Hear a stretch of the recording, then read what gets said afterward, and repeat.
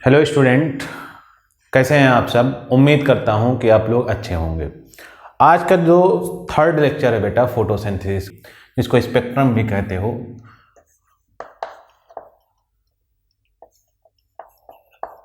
Absorption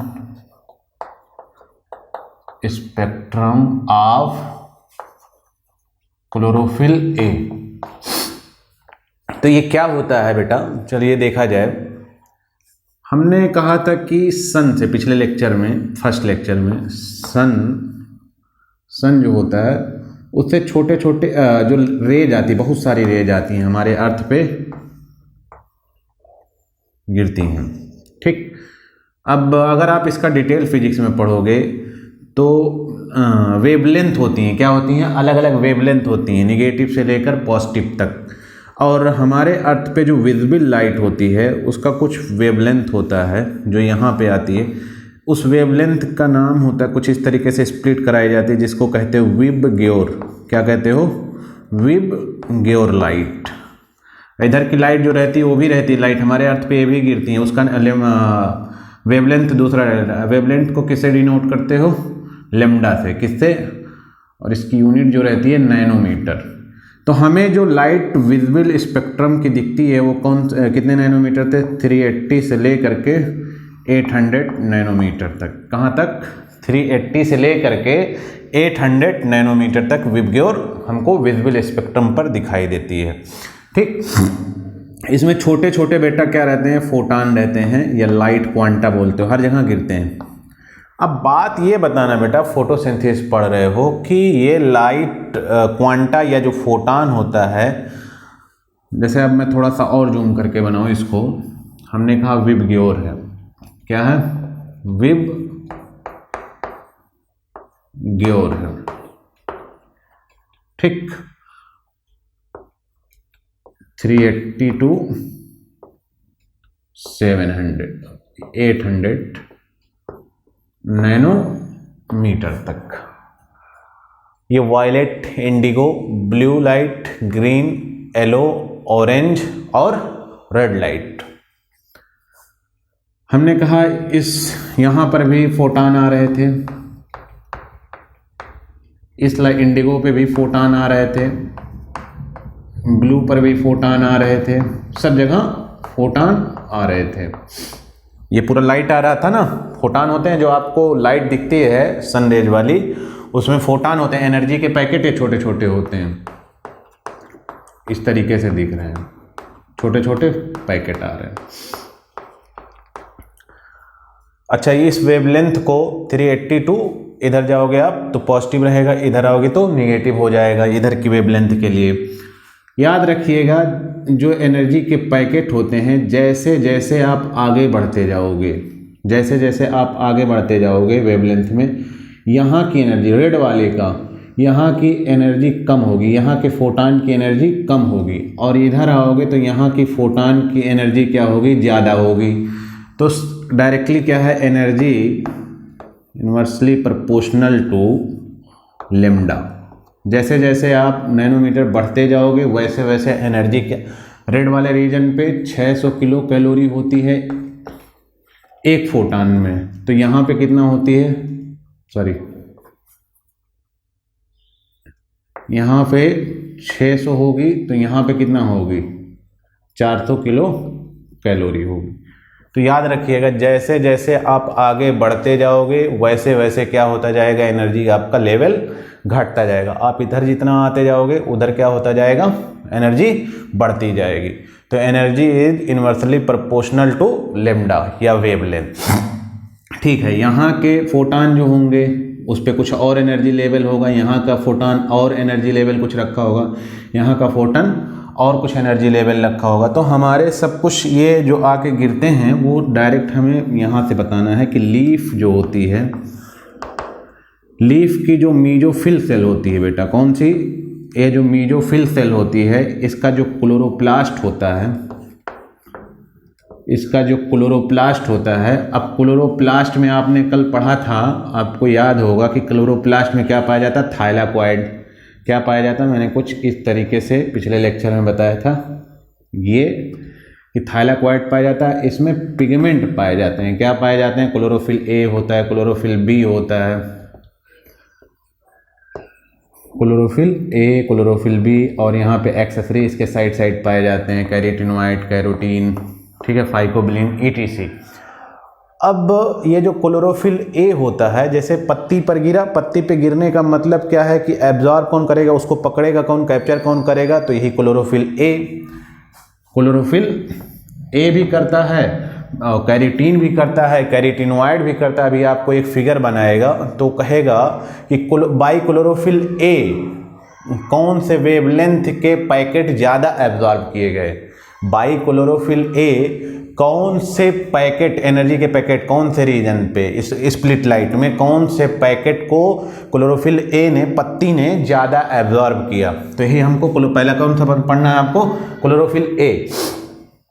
तो याद रखिएगा क्लोरोफिल ए जो होता है ब्लू लाइट की पैकेट, जितना ब्लू लाइट के ऊपर इस रीजन में जितनी पैकेट होंगे उस पर ब्लू लाइट में मतलब 440 नैनोमीटर की, कौन से नैनोमीटर की, 440 नैनोमीटर की लाइट की वेवलेंथ को क्लोरोफिल ए सबसे ज़्यादा एब्जॉर्ब करता है। जैसे इंडिगो की उतना, जैसे यहाँ मैं कह रहा हूँ, करता तो इसको भी, इंडिगो को भी करता है, लेकिन ब्लू लाइट के ऊपर जितने भी फोटान हैं, अगर यहाँ से 4 फोटान कर रहा है तो इंडिगो पे कितना करेगा, 2 करेगा।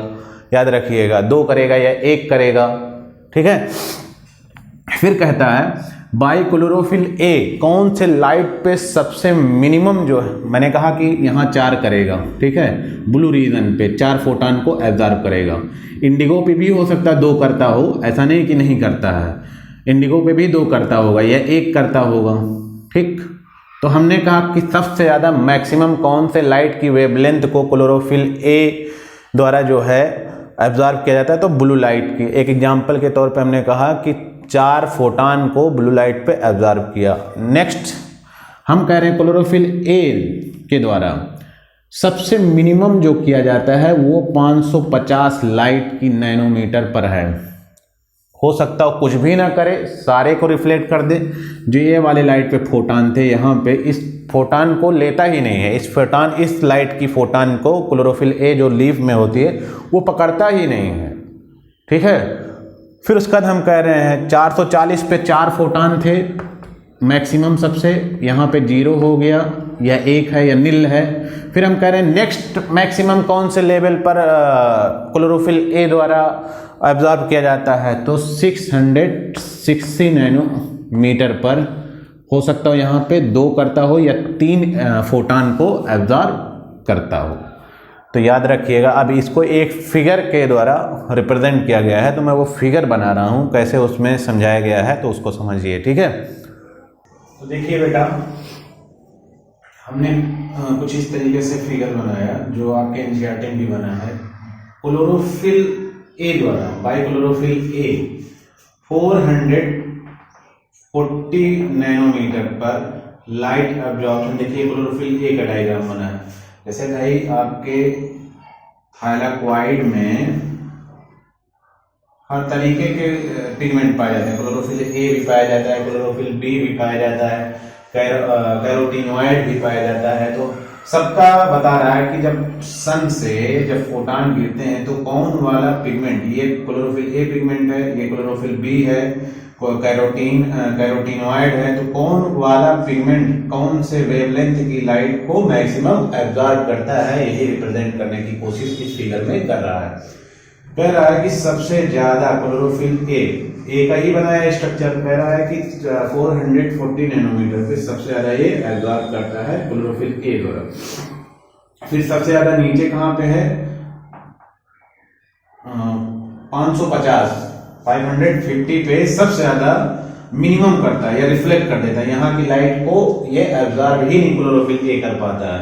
फिर उसका नेक्स्ट मैक्सिमम कहां पे है, 660, रेड वाले रीजन पे 660 क्लोरोफिल ए द्वारा सबसे ज्यादा किया जाता है। फिर उसका क्लोरोफिल बी का बता रहा है, क्लोरोफिल बी का देख रहे होंगे नियर अबाउट 490 पे सबसे ज्यादा कर रहा है।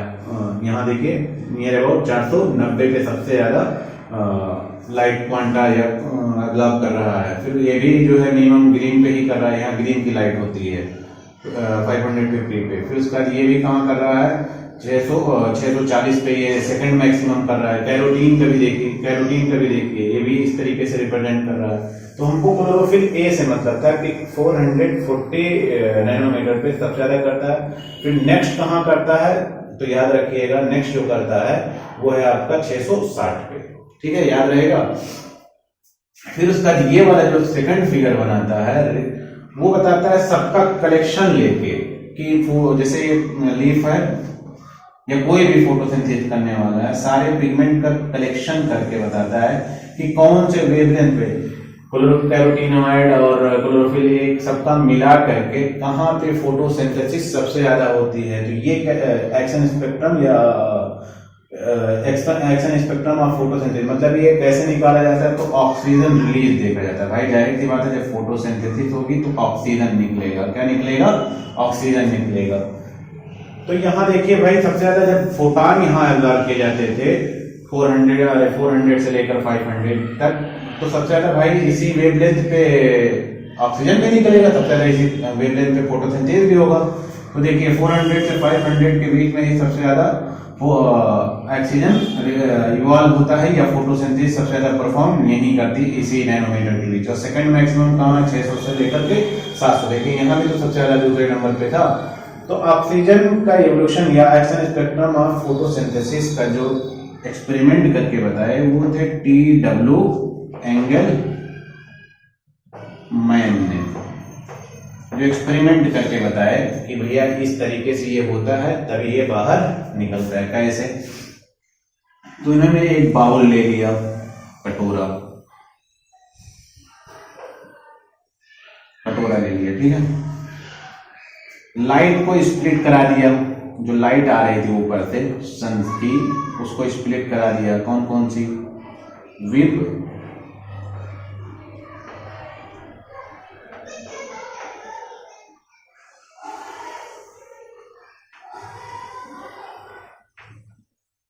ग्योर में। जो सन की लाइट आ रही थी उसको क्या कर दिया? विब ग्योर में। इसमें ग्रीन एल्गा रख लिया एक साइड में, सब ऐसे ग्रीन एल्गी रख लिए कटोरे में और पानी भर लिया। क्या भर लिया? इसमें वाटर ले लिया। ये क्या था? ग्रीन एल्गा है। अब हुआ क्या बेटा कि जब स्प्लिट करके गिराए तो जाहिर सी बात है ये लोग क्या करेंगे? फोटोसिंथेसिस करेंगे, क्योंकि ग्रीन एल्गा थे इनके अंदर पिगमेंट पाया जाता है। तो हुआ क्या कि सबसे ज्यादा जो ऑक्सीजन रिलीज हो रहा था, पहले नंबर पे सारे के सारे यहाँ पे ऑक्सीजन बबल निकल रहा था। उसका दूसरे नंबर पे कहाँ निकल रहा था? यहाँ पे ऑक्सीजन बबल निकल रहा था। जब ये लाइट आने लगी तो इन्होंने कहा कि यार सबसे ज्यादा जो लाइट फोटॉन लेता है, मतलब ब्लू रीजन वाला लेता है, तभी यहाँ पे क्या होता है? बबल। ऑक्सीजन भाई पानी में से क्या निकलेगा?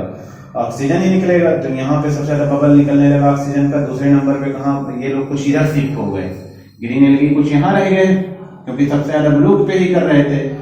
यहाँ से ऑक्सीजन निकालने लगे, कुछ यहाँ पे आ गए, क्योंकि सेकंड मैक्सिमम यही करते हैं। तो कुछ लोग यहाँ निकालने लगे अपना ऑक्सीजन, कुछ लोग यहाँ निकालने लगे। तो इन्होंने TW एंगलमैन ने कहा कि भाई सबसे ज्यादा जो लाइट का अब्जॉर्प्शन होता है, फोटॉन का अब्जॉर्प्शन होता है, वो ब्लू रीजन पे होता है। क्यों? क्योंकि सबसे ज्यादा यही ग्रीन एल्गी अपना ऑक्सीजन निकालता है, या एक्शन स्पेक्ट्रम या 440 पे ही सबसे ज्यादा फोटॉन निकलता है, अरे सॉरी ऑक्सीजन रिलीज होता है, ठीक। फिर उसका तीसरा फिगर जो बना हुआ बेटा वो इसके रिफरेंस पर बना हुआ क्लोरोफिल ए के। ये क्लोरोफिल ए है, बता रहा है कि क्लोरोफिल ए देखिए 400 मैक्सिमम 440 पे है, तो जो ऑक्सीजन इवॉल्व हो रहा है एक्शन स्पेक्ट्रम आप वो भी यहीं पर ही है। तो इसके रिफरेंस में बनाया गया, कुछ और नहीं कि यहाँ पे मैक्सिमम हाई इसका है तो मैक्सिमम हाई इसका भी यहाँ पे है, ठीक है। अब हम बात करते हैं बेटा, इसको हटाते हैं। अब नेक्स्ट हम बात करेंगे लाइट क्वांटा या फोटॉन।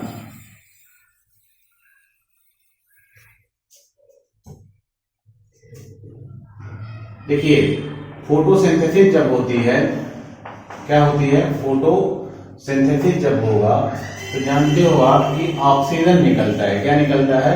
प्रोडक्ट जो होता है वो ऑक्सीजन निकालता है।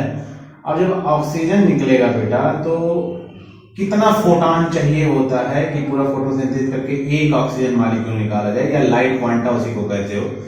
तो 8 light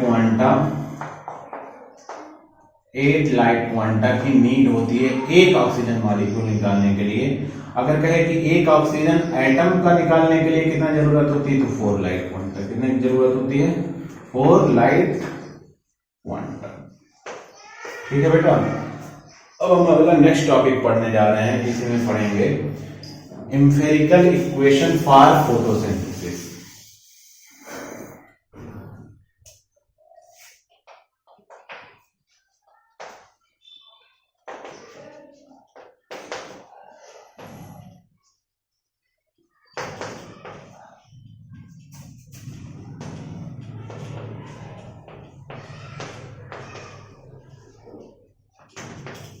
empirical equation for photosynthesis।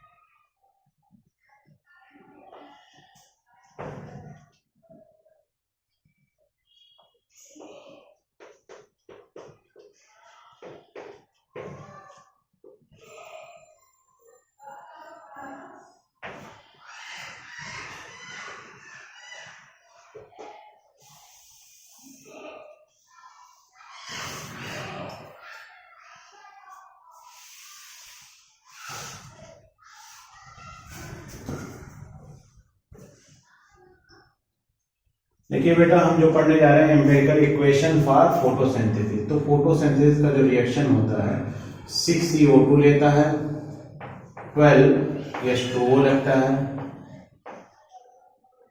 और लाइट फोटॉन की जरूरत पड़ती है, भाई जाहिर सी बात है। और क्लोरोफिल, या आप जानते ही हो कैरोटीनॉइड पिगमेंट की जरूरत पड़ती है, लिख लो क्लोरोफिल। फिर उसके बाद आपका जो प्रोडक्ट बनता है, अभी तो इसको पढ़ना ही पढ़ना है आपको, 6H2O प्लस 6O2। ठीक, अब फिर देखिए इसको 6 से डिवाइड कर दीजिए,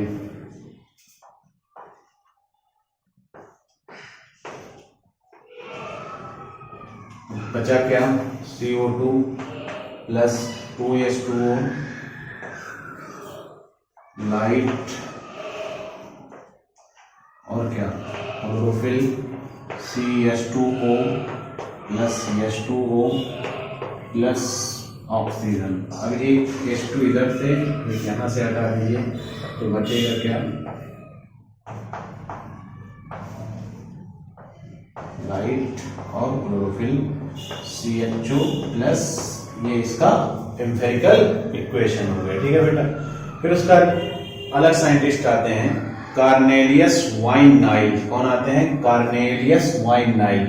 उन्होंने कुछ इस तरीके से बताया कि CO2 है, अगर CO2 प्लस 2H2S, जो यहाँ पे लो गया, जैसे हाइड्रोजन ऑक्सीजन ये वाला, ये बताना चाह रहे थे कि हाइड्रो ऑक्सीजन जो निकलता है वो कहाँ से निकलता है? ऑक्सीजन से निकलता है, ना कि CO2 आ रहा होता है। तो कार्नेलियस वाइन-नाइल ने कहा कि अगर कुछ ऐसा सब्सटेंस ले लो हाइड्रोजन की जगह, तो इस ऊपर वाले रिएक्शन से बताया, तो कुछ इस तरीके का प्रोडक्ट हमको मिलेगा, कुछ इस तरीके का प्रोडक्ट आपको मिलेगा 2S। ठीक है, इन्होंने कहा कि अगर आप CO2 प्लस H2O ले रहे हो, O है, वाटर है, तो यहाँ पे आपको कैसा मिलेगा, ये प्रोडक्ट मिलेगा। ठीक है, अगर कुछ इस तरीके से आप ले लो तो यहाँ पे क्या मिलेगा आपको, एक और प्रोडक्ट मिलेगा, यहाँ पे H2O भी मिलेगा प्लस 2S मिलेगा। ठीक है, ऊपर वाले के हिसाब से बता रहे हैं। तो कह रहा अगर CO2 अगर 2S ले लीजिए तो CH2O मिलेगा और H2O और 2S, जो लास्ट में सब्सटेंस रहेगा। ये बताना चाह रहे थे कि ऑक्सीजन यहीं से निकलता है। ठीक है, फिर उसका अगला एक साइंटिस्ट और आते हैं, या फिर कोई भी यहाँ सब्सटेंस लीजिए तो उसी के अकॉर्डिंग वो लास्ट वाला निकलेगा। फिर एक साइंटिस्ट और आते हैं, रूबेन एंड कॉमन। इसको हटा दे रहा हूं।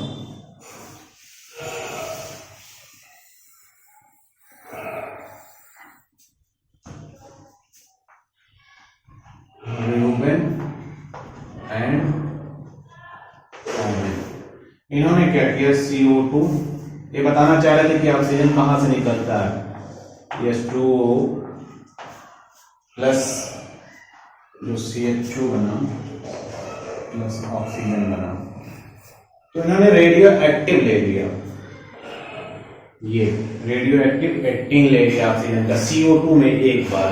तो हुआ क्या, जो ऑक्सीजन आया, अगर यहाँ 2H2O लेंगे तो यहाँ भी H2O निकलेगा, एम्पिरिकल इक्वेशन से। ठीक है, तो इन्होंने कहा कि जो ऑक्सीजन लोगे आप 18, वो सिर्फ यहाँ मिलता है ग्लूकोज वाले मॉलिक्यूल में, और यहाँ मिलता है H2O वाले मॉलिक्यूल में। कहाँ मिलता है, H2O वाले मॉलिक्यूल में मिलता है, इसमें नहीं मिलता है। तो ये जो एक लिक्विड निकलता है वो कहाँ से निकलता है, CO2 वाले से आता है, ये भी याद रखिएगा। ठीक है, फिर उसके बाद एक बार जो ले लिया इन्होंने 2H2, इस बार इसको रेडियो एक्टिव एक्टिन ले लिया इसको, तो देखा क्या, CO2O प्लस CH2O, अब की जो ऑक्सीजन निकला उसका ऑक्सीजन जो है रेडियो एक्टिव था। क्या था, इसका रेडियो एक्टिव था। तो इन्होंने रोबेन एंड कॉमन ने बहुत बड़ा काम किया कि ऑक्सीजन ये आता कहां से है। तो याद रखिएगा, सबसे पहले तो ये कहता था भैया कि ऑक्सीजन हमारा है, क्योंकि हम O2 रखे हैं तो हम ही ऑक्सीजन निकालते हैं, लेकिन ऐसा नहीं था। ऑक्सीजन किसका था, ऑक्सीजन एक्चुअली में H2O था, तो H2O भी लगाता पहुंचा, कहा कि हमारा है भैया, आप देख लीजिए, हम ही देते हैं उसको, हमारे पास भी तो ऑक्सीजन है। तो साइंटिस्टों ने अलग अलग स्टडी की, तो लास्ट में फाइनल में इन्होंने रोबेन एंड कॉमन ने बता दिया रेडियो एक्टिव देखे कि H2O से ही ऑक्सीजन रिलीज होता है। ठीक है, नेक्स्ट टॉपिक हम जो पढ़ेंगे बेटा, खत्म हो गया ये, पिगमेंट सिस्टम पढ़ेंगे, पिगमेंट सिस्टम या PS। ठीक।